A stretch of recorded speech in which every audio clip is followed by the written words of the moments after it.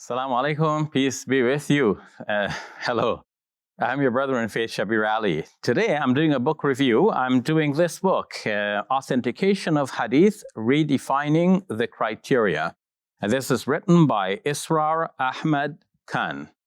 What is this book? This book is really looking at Hadith and looking at the criteria based on which the Muslim scholars of the past have evaluated Hadith. So we're talking about great scholars like Imam Bukhari, Imam Muslim, Abu Dawud, Tirmidhi, Ibn Majah, and Nasa'i. So they went around collecting hadiths, and each hadith is a little snippet of information about the Prophet, peace be upon him, something he said, something he did, something he witnessed, and that becomes precedent in Islamic law.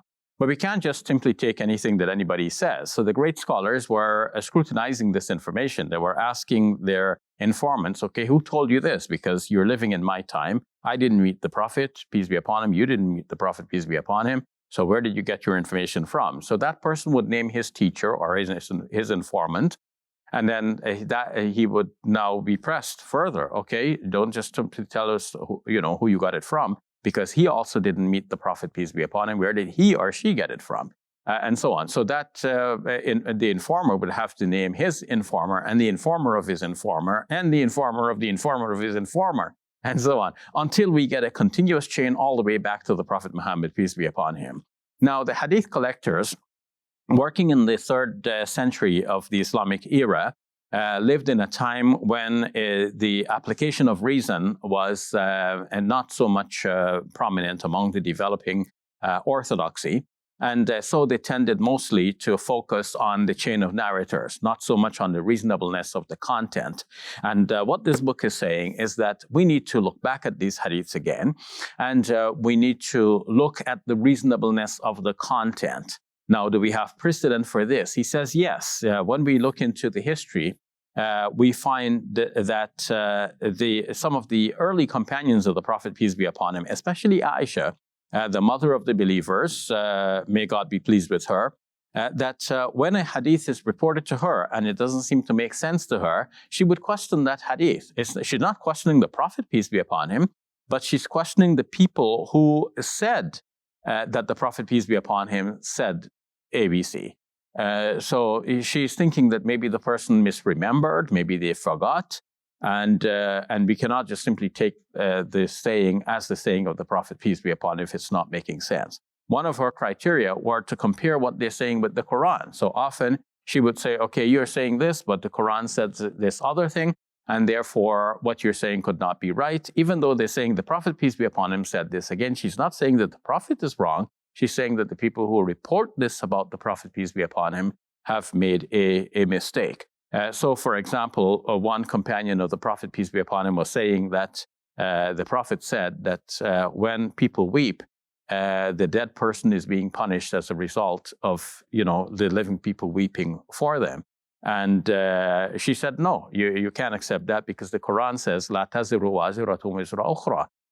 No soul shall bear the burden of another. So it can't be that the dead person, is being punished because live persons are weeping on their behalf. No, if the live persons are weeping in a way that is wrong, that's the sin of the live persons, not the sin of the dead person, and so on. So she used this criteria.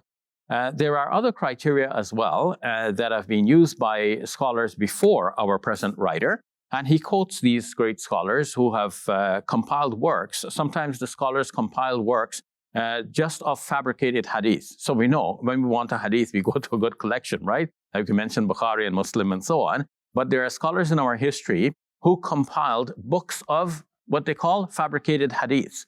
Why did they compile these books? So that we could have a ready reference in case we hear a hadith and we're not sure, is this genuine or not? Well, one way to find out is to go to the large books and find out, find this hadith in the large books. But a quicker way may be to just by a process of elimination, you go to the books of fabricated hadiths to check to see if this one is one of the entries there. And you will find right away, okay, at a quick glance, you can see that this one is a fabricated hadith. We have to avoid this one. They compile. So Ibn al-Jawzi, for example, compiled a book, Al-Mawdu'at, which means the fabricated ones, the fabricated hadith in this context. And what kind of criteria does Ibn al-Jawzi and other such scholars use? Well, they use some rational criteria in addition to scrutinizing the chain of narrators as well. So they look at things like, for example, what if a hadith reports, as we find that Israr Ahmad Khan points out, a hadith reports that a certain incident took place involving a man by the name of Abdullah ibn Ubay ibn Salul. And so when we look at the incident and when this supposedly take place, and we realize that Abdullah bin Ubay ibn Salul wasn't a Muslim at that time, and the incident involves a Muslim, so it couldn't have been Abdullah bin Ubay ibn Salul. So contrary to what the hadith says, naming that individual as the one who was involved in the incident, we cannot take it at face value because it's naming this person as a Muslim at that time of the incident, and we know from other reliable sources that that person was not a Muslim at the time. So from a historical point of view, we cannot accept that information, even though it is collected in a famous book of hadith. And then there are rational criteria. So you look at the hadith and it tells you something, and you know that rationally this does not make sense. It could not have happened this way. Then you realize that the Prophet, peace be upon him, did not say that, and it's probably made up by somebody, or somebody made a mistake, they misremembered something. Then using the Quran as a background to deal with hadith which are narrated and which sound contrary to the Quran. So you would have to take the Quran as the basis, and then in that case, the hadith would have to be rejected, unfortunately. Well, actually, maybe fortunately, because that's for our own good, that we do not take bogus narratives and credit this to the Prophet, peace be upon him, and then use those bogus narratives to supersede what is said in the Quran.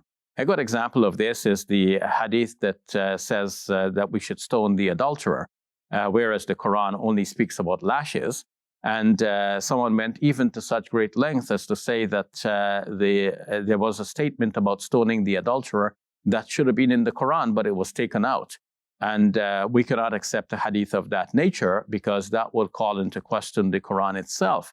And since the Quran is given to us through authentic narratives from a large body of companions of the Prophet, peace be upon him, transmitting that to the next generation and then to the next generation. In each generation, a large number of people who are memorizing and reciting the Quran.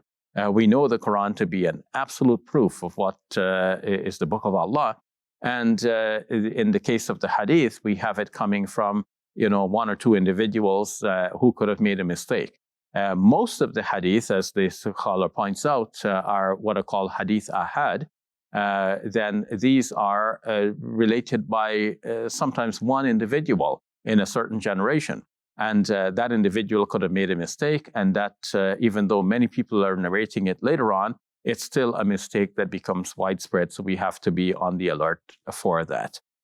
So towards the end, the scholar deals with the problem of predetermination, focusing on al-Bukhari's chapter on predetermination. There's a lot of discussion there on these hadiths that are very interesting, and I would highly recommend this book. Before we start bandying hadiths about, quoting this hadith and that, we should have this sense that not all hadiths are authentic, and we should have a sense of how to distinguish between the authentic and the fabricated hadiths, or even the ones which are weak and should not be traded as authentic narratives of the Prophet, peace be upon him.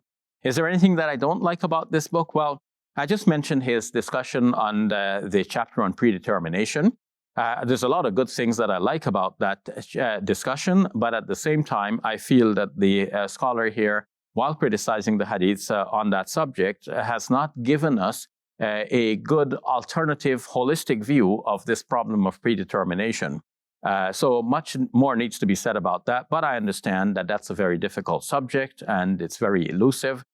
So I don't expect from everyone that they should have a complete grasp of that subject. Nonetheless, this book gives us a starting point for thinking about that subject and about hadiths on the whole, and how to differentiate between the wheat and the chaff. So this book is very important to me. It has actually changed my life, and I pray that it will make a difference to you. Maybe it will even change your life.